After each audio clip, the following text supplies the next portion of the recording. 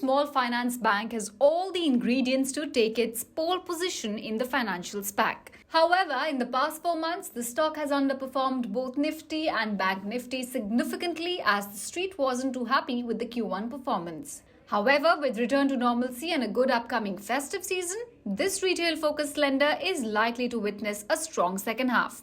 Asset quality is back to normal, and with building up of a stable deposit base, we see no significant risk to interest margins despite its large fixed rate book.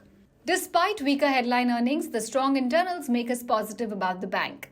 Asset quality continues to provide comfort with collection efficiency at 105% in Q1. Gross slippage at 253 crore was a tad higher sequentially, but flat YOY. And thanks to strong recovery and upgradation, the NPA picture has remained stable with a provision cover of 72%.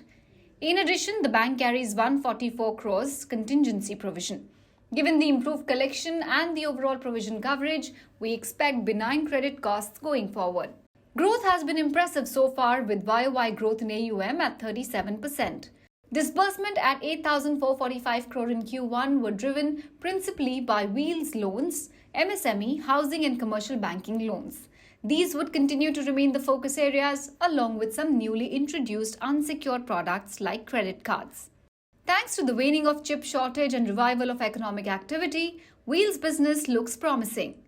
Riding on a strong festive season and rural recovery on the back of a near-normal monsoon, there's little risk to the growth outlook of 30% for the book in FY23. Interestingly, 94% of the book is secured and 77% comes from granular retail that lends enough credibility to the AU story. AU's transformation journey from an NBFC to a bank is based on building a solid retail-centric deposit base. Today, deposits fund the entire asset book, and the focused strategy of building a retail and CASA-led deposit base has kept the cost of funding stable despite interest rate headwinds. While overall deposits have risen by 51% YOY, CASA shot up 124%. AU has higher cost CASA compared to larger peers, however, its high-yielding asset book works well. While funding cost has remained stable, decline in yields in the lending book suppressed margin in Q1 FY23. While the 70% fixed rate book does raise eyebrows in a rising rate regime, the bank has pricing power with its customers, and the robust deposit profile should support stability in interest margins. Overall, operating expenses continue to remain elevated as the bank is spending on network and technology to grab market share, reduce cost, and stay ahead of competition. As the business picks up, we expect moderation in the cost-to-income ratio. We expect AU SFB to continue on a high growth path as long as there is no major disruption to livelihood activities. It has adequate capital, especially with its recent QIP of 2,000 crores, the right products, immense cross-sell opportunities, and technology backbone to stay ahead of competition.